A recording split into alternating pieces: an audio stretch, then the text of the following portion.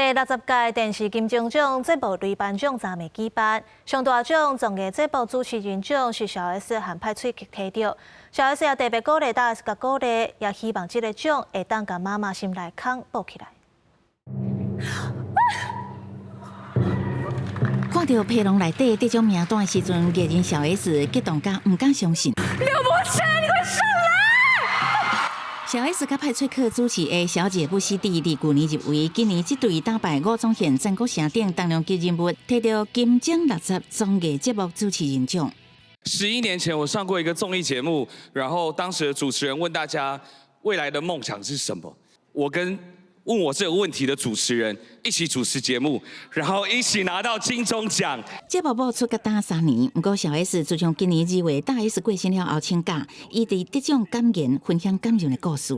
要不是你当时鼓励我，我可能不会再重回主持圈。但是这个奖，珊 ，sorry， 我没有要献给你，我要献给我妈，因为我妈说，如果我今天得奖的话，她或许那个洞会被填满一点。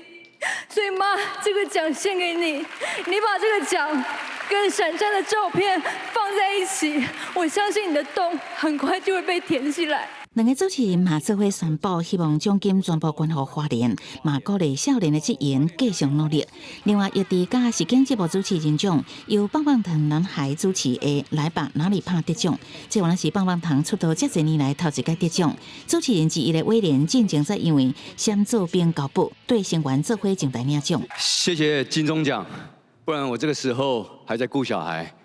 谢谢金钟的评审，谢谢你懂我们的幽默。伫创新节目奖的部分，时间节目《夜市王》以挖进庶民文化加娱乐创新，摕到本届创新节目奖。另外，颁奖典礼我有安排诗人刘克襄担任引言人，为今年过身的影视工作者来致意。公司新闻采访报道。